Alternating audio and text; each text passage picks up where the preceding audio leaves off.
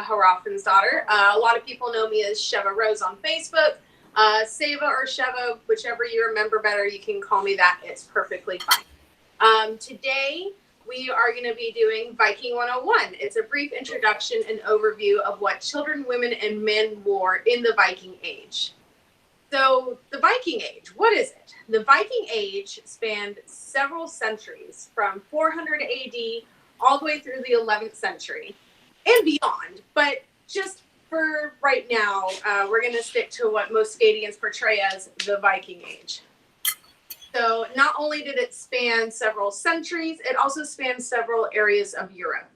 Much of what you see in the SCA today reflects several archaeological digs in multiple areas and timelines, all of which have their own unique styles. Now, just putting this out there, this class is not, 100% not, about what you should wear from which time period from such and such a dig. This isn't about, you should wear this at Burka. This isn't about, you should wear this from Hedeby, or you should wear this from Skold Harbor. Stop. Put it back. This class is going to help you with the basics of what anyone in any of those time periods would have worn. There may be some detail about certain pieces, but it is my hope that you walk away from this class with the confidence to wear whatever you want, whatever the heck you want to wear, as long as you're having fun wearing it. I am going to caveat this class right now that a lot of what I'm going to show you is 100% guesswork, as there are very few extant garments from, back then, because they just don't exist. There's fragments, but that's about it. So with that, we're going to jump into what kids wear. So I have with me my first model. This is my daughter, Penelope. She is wearing basically a tunic and pants. This is very common for, almost any age of Viking in the SCA, whether you are wee in little bitty baby garb because you're adorable, or if you are, from AS1. This is your basic shtick. So with respect to kids, we have almost no idea what children actually wore in the Viking Age. There have been interpretations, ideas, and guesses. However, we can most definitely, and almost 99.9% correctly, assume that they wore something. I mean, you got to look at their climate. They had to have clothes on. They did not run around naked. And just like today, children wear clothing similar to what an adult would wear, perhaps a little bit less fancy. We can determine that it was the same thing with the children in the Viking Age. In this day and age, we buy or make clothing larger than needed in order to let our children grow into it. And we can presume the same for the children in the Viking Age. To that extent, just like today, where we don't like to spend lots of money every 6 months as our children grow, and then subsequently outgrow their clothes, it's a pain. It can be believed that the children's clothes in the Viking Age were made, 1, too large in order for the children to grow into them. 2, made in such a way that they could be passed down to other children, male or female. Thus, my girl wearing a tunic and pants, it could be passed down to a boy. And 3, made in such a way that pieces could be added to the existing garment to make it larger, such as gussets and gores, etc. So I'm going to show you real quick that this has a gusset. This gusset, if you put in a bigger gusset, it makes it bigger. So most Viking clothes, you can assume, were made in such a way that you can reinsert a piece, thus making it larger. Sorry, I lost my place. Now, these are just my personal assumptions and based on my own experience with making garb for my own growing children. While I have an endless supply of fabrics, thanks to my fabric store and all the online things, and to my husband for buying me the fabric, we can garner from excellent adult pieces that are patched again and again, that the majority of the population in the Viking Age did not have such access. And as such, the need for children's clothing to be versatile was real. Thus, making it to where you could, add pieces, making it bigger, passing down everything else and so on. So I love you. Thank you, Penelope. Wait. And also being taller than my mom. And she's taller than me. She could pass the clothes down to me. Almost. All right. Thanks. You're the best. Okay. So now we're going to get into a bit more of a fashion show. So Viking women have been, found in graves and digs wearing a whole bunch of different things. So their everyday wear would literally start with an underdress, just like I'm wearing right now. I'm wearing my underwear. And this is one of many patterns that I make. There'd be socks and shoes. Don't know if you can see them, but there they are. And then there'd be an overdress. Now, the overdress would generally be out of some other form of linen. So we're going to go ahead and put that on so you can see what I'm making. All my biscuits. So this is what women would wear when they're out, working the fields, when they're out tending to their farm, whatever that may be. They would generally wear some form of belt. In this case, I'm going to put on one of my things of tablet weaving, which I love tablet weaving. I should caveat, again, a lot of what I'm putting on, I didn't make all of it. Some of it, other people I know made. Some I bought. And, sort of kind of goes from there. So if you ever have any questions of like, Sheva, where'd you get that belt? I will tell you. Or, Sheva, how'd you make your dress? I got you. We will do lessons. Accessories were a big part. This is a peninsular brooch. There's a big one. That way you can see it a lot better. These are extant pieces. I mean, this piece for sure isn't, but they were found. And so, because who doesn't like extra shiny little bits of thing? Women in Viking age specifically wore head coverings if they were married. If they're kids, they're fine. They didn't need to wear any. If you're widowed, again, you didn't need to wear any. However, me, I would have to wear some. Now, I'm going to show a hack for women who have long hair, who hate having to do the whole bend your head over and put it back to tie something up. This is called a Viking hair knot. So you essentially get your hair, put it in a ponytail like at the base of your neck, and you're just going to twist your hair around and around like you'd be putting it into a bun. And then you're going to keep twisting until it's tight enough to want to twist on itself. Go ahead and let it. You're just going to keep twisting. And then you're going to take, you're going to take this piece, stick it through the hole, and you're going to tie your hair in a knot. And it stays. Now, if you have really slick hair, it may not work 100%. It definitely works if you have curly hair, though, because it sort of grabs onto itself.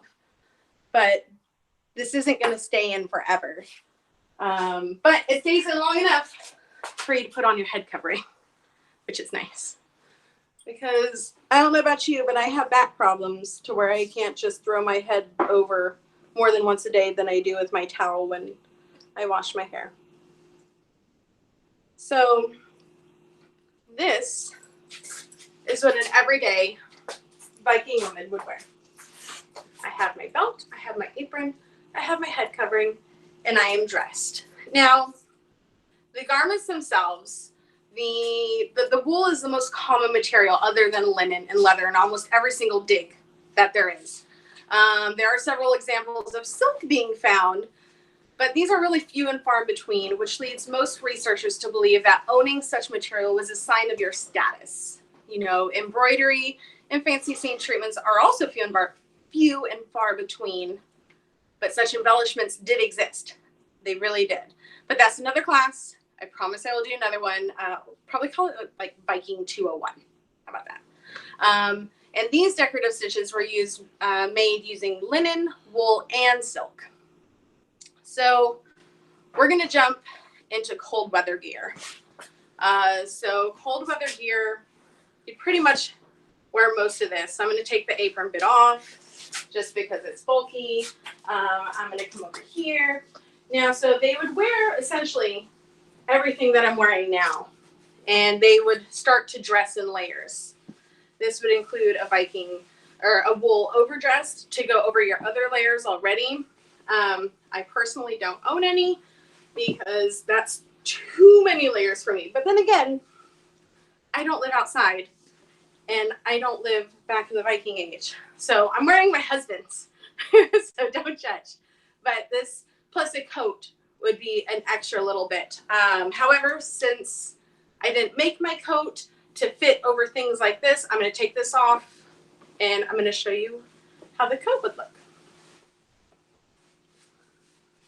Okay. So my coat is made of wool. And I just sort of kind of put it on. And then it has more brooches. This is a trefoil brooch. Those are also very common in digs. Now you might notice that a lot of what I'm wearing and putting on, they are not from the same time period. And like I said, this class is not about, you know, who wore what from what time period. Now I could go into detail for you at some other time, but not today. You'd put on your shawl. If you were really wealthy, you would put on a fur over it. And I have furs, but I figure I'll just stick with the basics.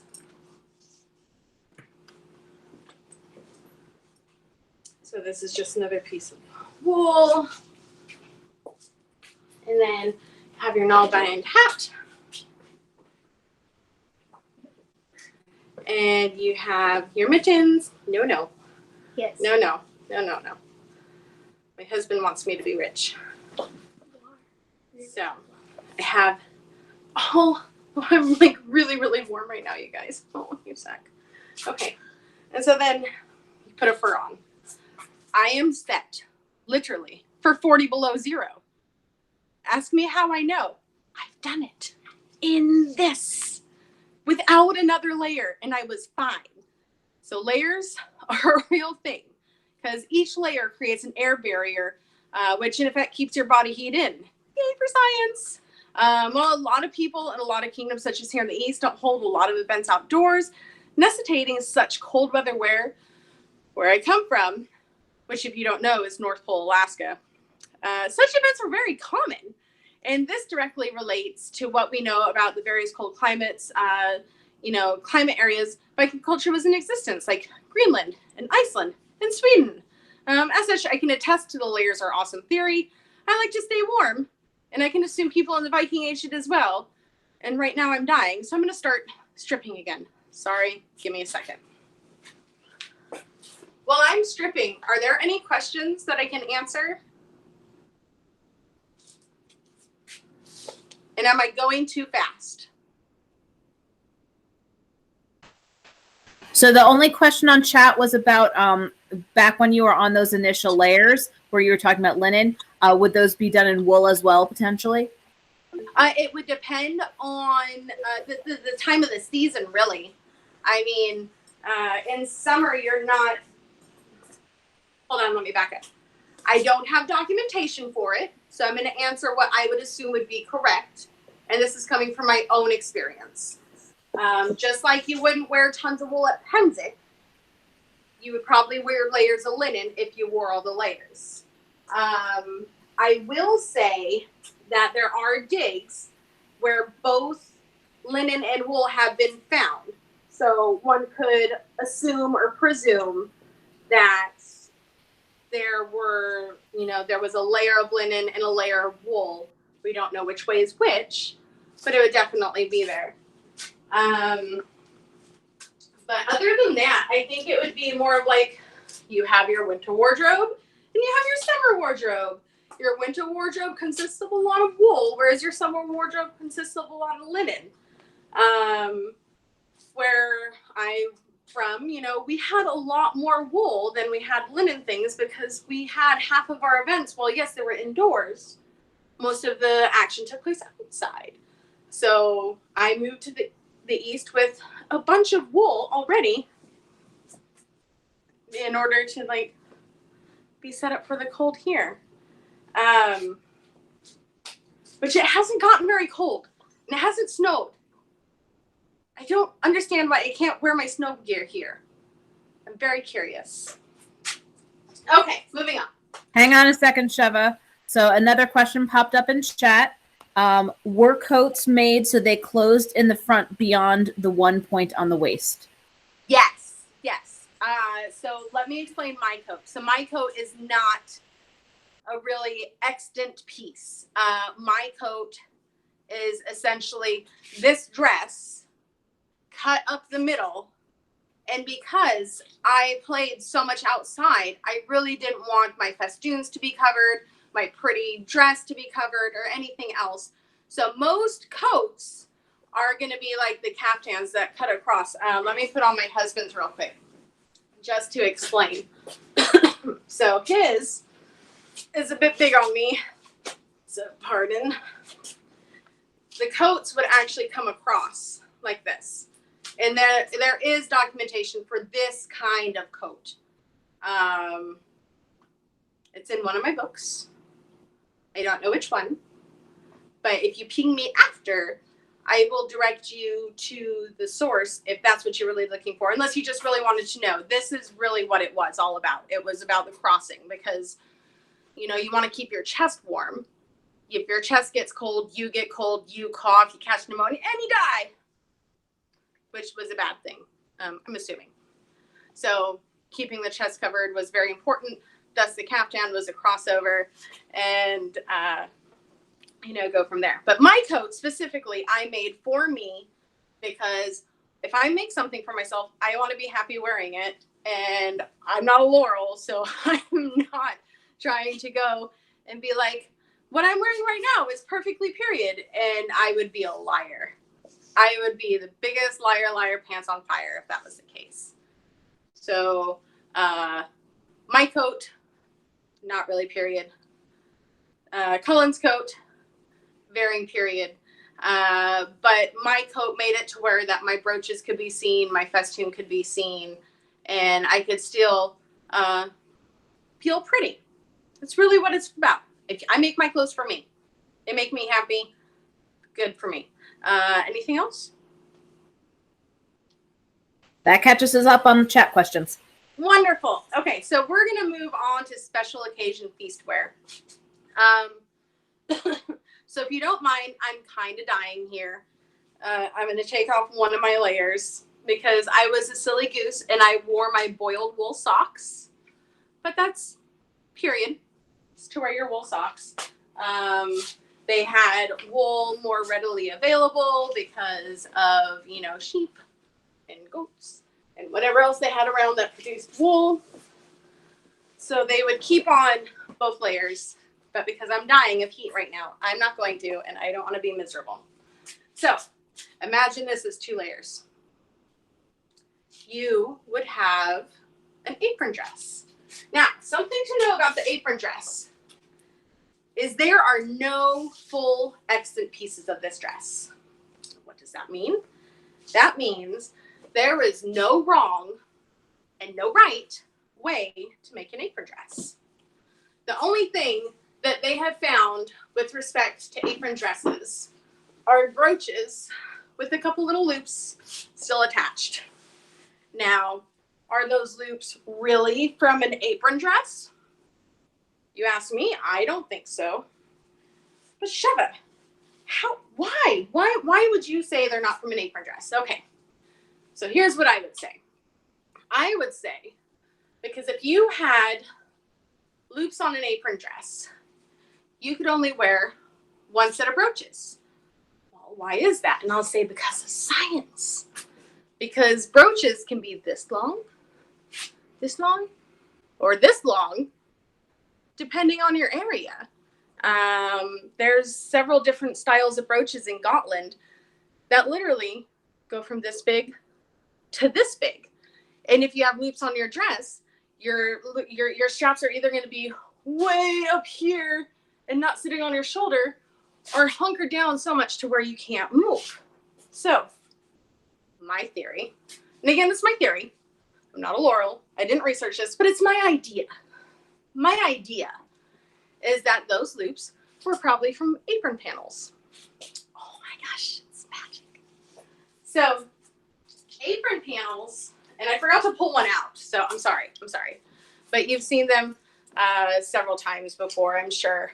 They are that fancy rectangle piece that go down. Those, I believe, would be hooked onto a brooch. And then this would be hooked on to your strap, like so. And now, your festoon could vary from piece to piece. Well, it's not a finished one, but I'll show it in a second. Right there's fine. Thank you. Your festoon could do several different things. It could just be your brooches and no festoon at all. Your festoon are these fancy pieces that go across. There are beads in grave digs and everything. These are all extant beads. They're all based on something else. That one works. Another thing that you would hang are your chatelaines. This is a comb, this is an ear spoon, this is an awl. There's all sorts of things that are on a festoon. And in the SCA, just run wild with it. Unless you're like trying to go for a specific persona. You are trying to be as authentic as possible. Wear what makes you happy. Wear what makes you feel pretty. Because that's really what's going to make you the happiest in the SCA, if that's what you're here for. Which I think most people are in the SCA to be happy. I know that's my thing. I like people in the SCA. Okay, so here is an apron panel. So you can see the loops up at the top. So this is where my theory comes in, that the panels themselves had loops because they weren't as easily replaceable as, your clothes are. So these were, when your grandma went out and she wore her fancy mink coat and she only brought it out every now and again. Same with the panel. Now, how do we know that panels existed? Panels, we're pretty sure existed based on the carvings of the Valkyries. So have you ever seen the picture of the woman walking with a cup of mead and her hair in a hair knot? And she's got her shawl on. You see these big circles that go down. Those are her beads. Then you see her dresses. And then you see this flat piece right here going down. That, we believe, is a panel. So your panels would be under your festoons. Sorry. Like so. And it added that much more pizzazz to your outfit, because you're showing off how wealthy you are. And in the SCA, it's fun because you can literally wear the same dress over and over and over again. As long as you change your panel, no one knows. So anyways, on to the rest of what they wore. I'm going to put my hair up in a hair knot again because, like I said, I'm hot. Well, boiled wool socks, they're a thing. If you ever want to hit me up and be like, Sheva, I really want to see you do that in person, or help me do that to my hair so I can know what it feels like, I will give you a hand. Just keep in mind, this is not something to go headbanging with. It will fall out. It's just hair. So don't try. We have a question in chat, Sheva. Could the panels have also been used as pot holders, potentially? What's your take on that? So my take is I would kill anyone if they put food near my panel. Just because there's a lot of time and effort that go into the panels. Generally, if you're all dressed up for a special occasion, you have other people holding pots and, serving food and doing things like that. You, as, the main lady of the house, would not be doing that. You would have servants and other people doing that for you. Maybe even your kids. Because like I said, this in essence is the Scadian version of grandma's favorite mink coat. You know, you're not going to hold a pot with it. But that's a really good question. I assume, you know, in theory, at some point, you probably could. Like, oh my gosh, that fire poker is going to fall out. You know, it's the only thing you have to grab onto it and you can move it. But I don't think it would be practice, if that's a thing. Does that answer that question? Or did I make it worse? I think you got it. Thanks. Okay, yay. Okay, so head covering, because fancy feast. I lost things. Okay. It's under here. Okay. Ooh, yay. Thanks, kid. So your head covering will continue. Again, I use this because it's my favorite kerchief. I use this for my Slavics too. That's another story. Same time period though, funny enough. Just totally different area. I would use another veil because I'm extra and I like to feel extra. And basically the more cloth you wore, the more wealth you're flaunting around. So that's the thing. You could use a piece of trim. You know, this is just a little bit of Osberg trim. And just sort of kind of throw that on there. And then there's all sorts of things you could do with loose ends. One of the easiest things to do is just literally tie it in a bun. We have a question about how you tied the veil in the back. Oh, okay. So right now, I just, hold on, let me untie it, and then I will show you. Sorry, I just went too far. I'll probably go into more detail in the next class. I'll teach you a dozen different ways to tie your veil. My easy go-to just to get it done is you have half, so center's right here. And then you take this and you're gathering it like it's two ponytails, okay? Then you go into the back, like so, and you literally just tie it. So it's like just making a knot. I don't know if you can see clearly, but there it is. One end pulled through, and then just tied. Boom. It's magic. And it feels nice and tight. And then there's a couple different things that you can do. I'll teach you one of my easy go-to tricks right now, though, instead of waiting for the accessories class. Is the knot tied under your hair knot? It is. It is. So my hair, because it's long, it helps keep that knot in place. That's an excellent question. I'm so sorry. I should have addressed that. So it's tied under here because that's making it nice and tight along this area. And then from there, once it's tied under my hair knot, or if you have short hair, that's okay too. Just pull the sides down a little bit more so that way it has more area to grab along your face and it will stay just as tight. Promise. So one of the easy things to do to basically make this still look pretty and flowy and everything else, don't know how they really did it, just saying, is we would make this go down. There we go. Make this part. We're going to come up. And as a really nice woman from the West says, make a unicorn horn. So, nay. Get your trim. Put it above on your forehead, but underneath your unicorn horn. And you're going to tie it in the back above your hair knot or bun. And then you're just going to flip that down. It sort of creates a little peak, like a little waterfall effect. Sort of kind of zhuzh it a little bit. And there you go. You still have the nice, pretty little veil thing going on.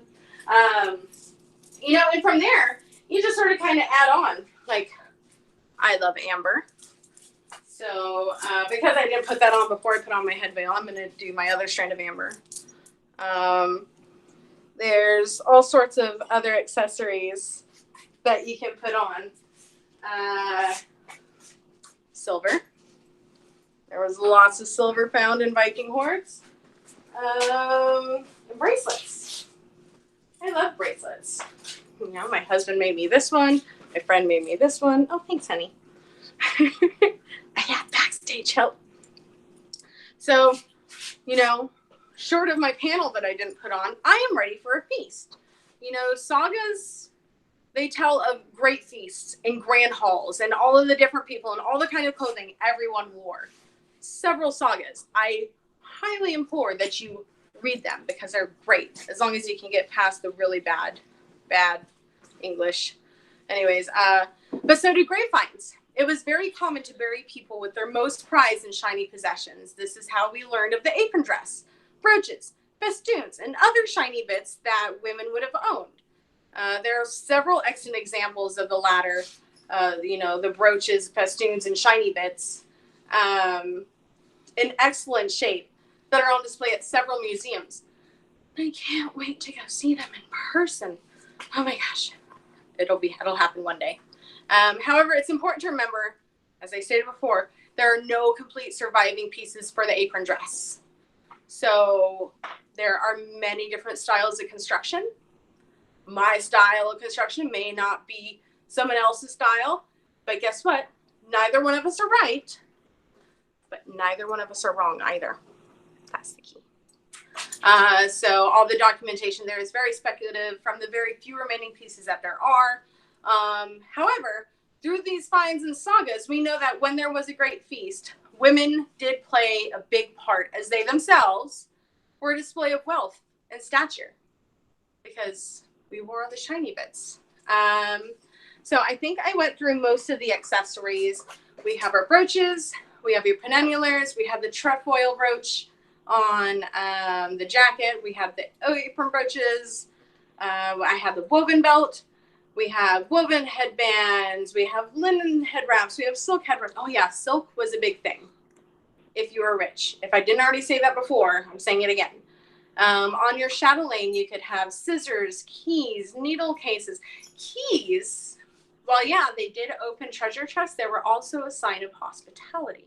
So when we do Viking 201, I will be going into more detail about what each accessory was, how it was used, and basically go from there. And all of these accessories that I have listed on my handout are very generic. And there are a dozen types of all of the same of above from several different areas and timelines. However, that, don't let that deter you unless you're trying to, like I said, go for an exact reproduction of an outfit. And even then, be kind to yourself. Make and wear what makes you feel comfortable and happy. So the next little bit of my class is, what did men wear? And I'm so happy my husband, he agreed to be on here. So thank you so much, my love. You should come join me. So for those of you who don't know, this is Sir Cullen McKinnon. He is wearing a lot of pretty things. Men everyday wear versus women everyday wear don't really differ too much, except for the fact that he's wearing the male version and I was wearing the female version. So he still has two tunics. He has an under tunic and he has an over tunic. He has his belt. He has his pants. He has his socks, his shoes. Men wore winnegas, which had, garters that would help keep them up. There were probably brooches and pins that would help keep them up, but mainly it was garters because those are readily available. You can weave a lot faster than you can smelt a brooch. But Sheva, can we get Cullen a little closer to the camera, please? Yes. Thank you. Oh, hi, honey. Oh, if that spills on my bowl, there's going to be death. Okay. So this chain is a Birka chain. So this is an actual extant example of a chain. Here, can I take it off and show them? Thank you, my love. So this, you can see the wire weaving around the other metal pieces and each connected to the ring. That is an actual extant find. So one of our friends was very kind and made this for him because he's awesome. So you have to think that this is his everyday wear. If he was cold, he could put on a wool. I'm just going to hold it up. I'm not going to make you suffer like I suffered. There's a wool tunic that he could put on. And if he really was really cold, he could also put on his caftan over it. And because this was so big on me, can you put it on so that way they can see how it's really supposed to fit on a person? I sort of swam on it.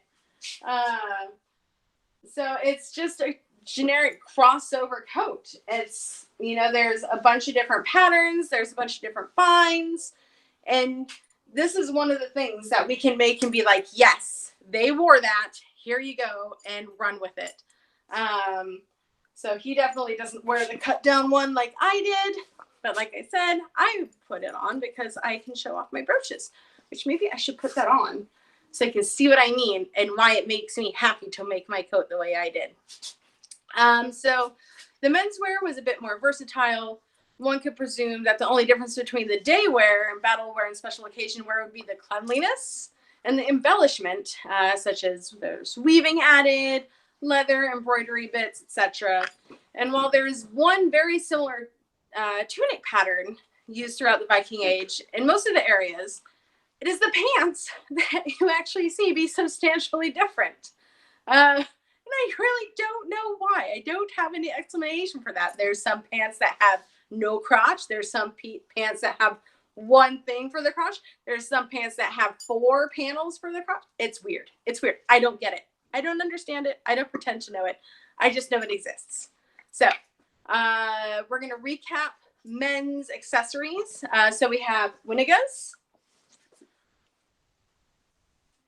We have the garters. We have the woven belt.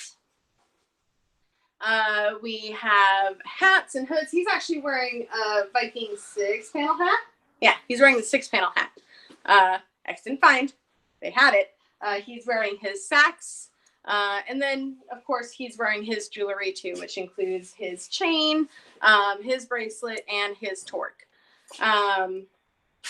So. Utility knife. Oh, yeah, utility knife. I didn't wear my knife.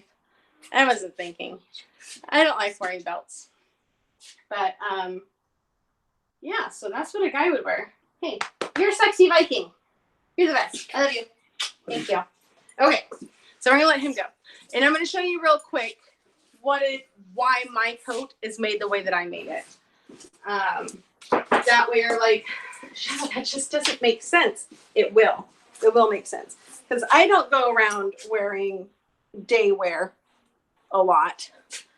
Unless I'm like in camp where no one is really going to see me. Or if I'm like just working in camp. So this sort of just goes under the boobs. And I just can't see. I'm sorry.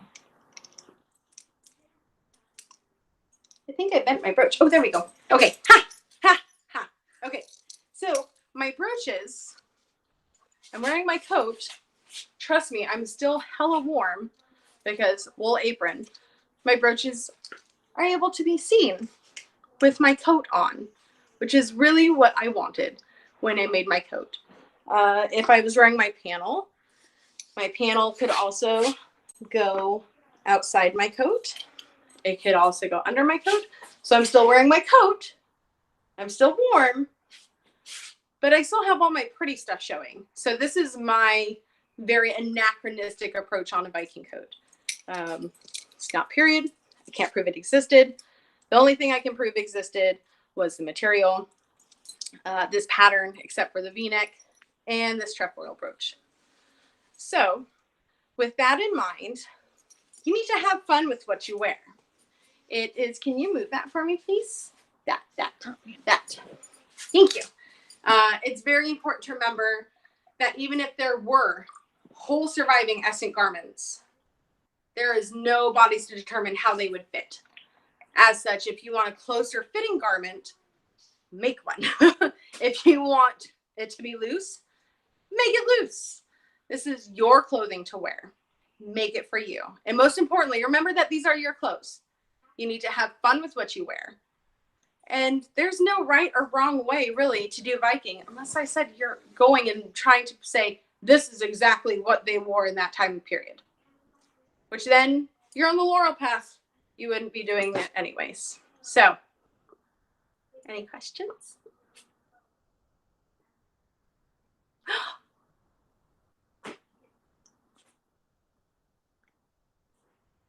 No? You don't get to pose one if no one asks one. So Donna looked like she was waving, but I don't know if she was trying to ask a question or not. I don't know. So someone asked, would they always wear 2 layers in the summer? No, probably not. It would probably, just my own thinking. I run hot anyways, so I die even with just 1 layer on. Probably not. I don't see why they would wear 2 layers in the summer. Maybe 2 layers of linen in the spring, 2 layers of linen in the fall, maybe a layer of wool somewhere in there. But I don't see why they would wear 2 layers in the summer. Unless it was a cold summer. Good thinking. So healthy. So Rosie of Mountain Freehold asked, did you use the burqa pattern? Have you tried the headgear Euro ones? And if so, how'd that differ? Burqa pattern for what?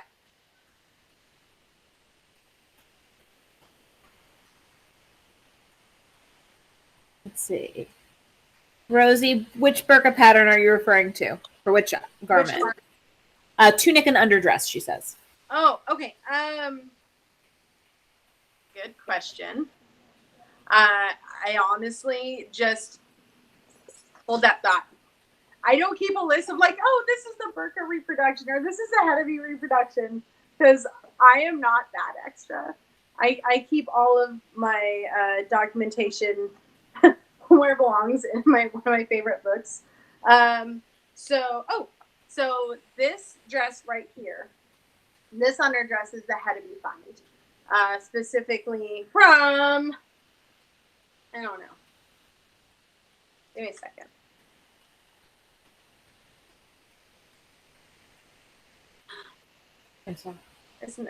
It's the head of you find from the 10th century.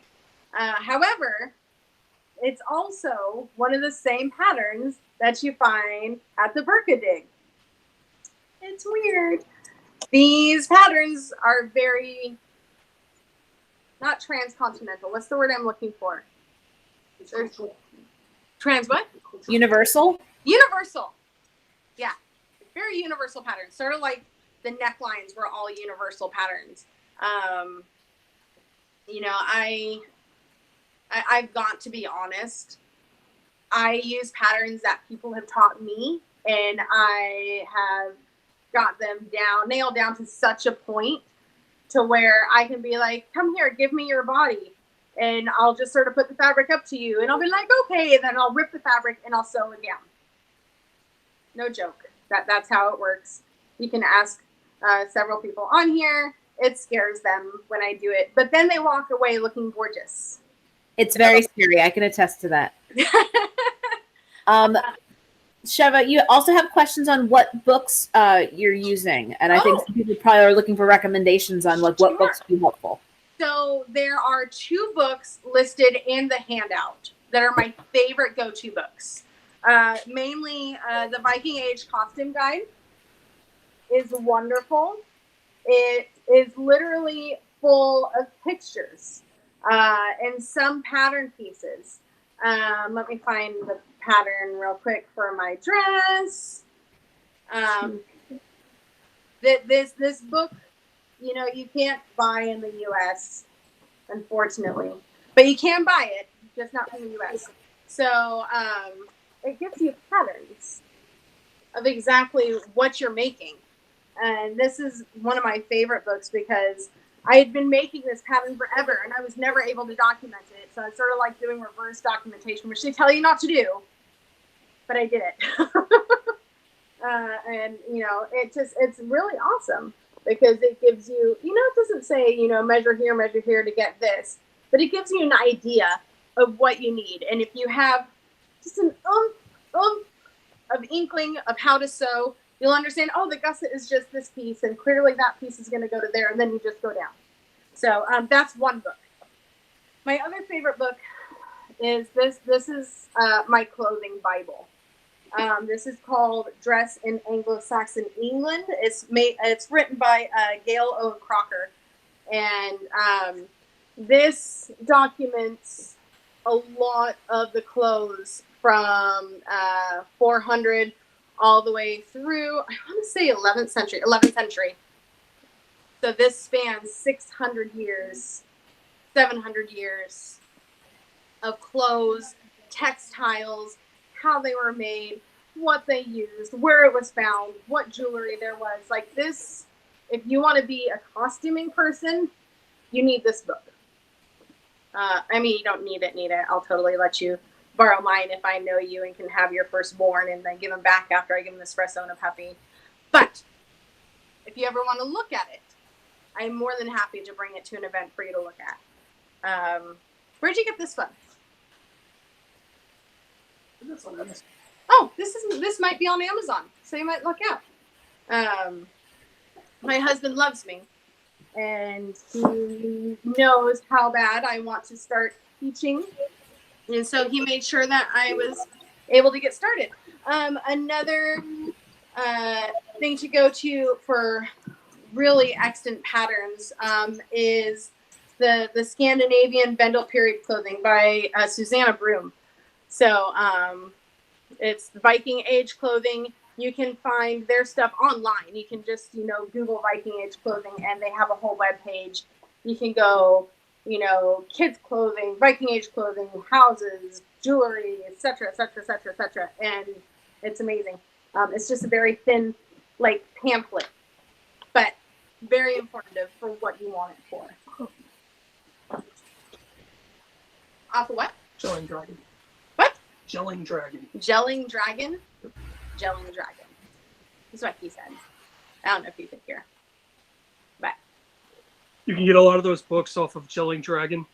It's a UK-based Viking source site. They've got a lot of jewelry, weapons, basically reenactment materials. you're the best. He's the best. He's the best. So, I don't know. Is there, I didn't think I could talk for a whole hour, but I almost did. I'm very proud of me. Are there any other questions? There is a promise of another class, actually 2 more classes whenever our awesome, which by the way, if you haven't already given props to our ministers and deputy ministers of arts and sciences, you really should. They're doing amazing work getting all these classes out there virtually, especially when we can't go and hang out together and do these classes. But I do have 2 more that will be coming up. I'm going to be doing Viking 201, which will cover accessories and how they were used. I'll also probably cover some more how to tie your veil. And then I'm also going to be doing a fabric stamping class. So you might see a lot of my clothes that have a lot of black stamping. You see other people's clothes that have a lot of block stamping. I will teach you how to do it to where you can walk away feeling instantly gratified with what you made, and your guard is upped like 1,000%. So, All right. If no one has any last minute questions, I'm going to say thank you so much. Take a bow over there. And we will see you all next time. And I'm going to stop recording now. Bye.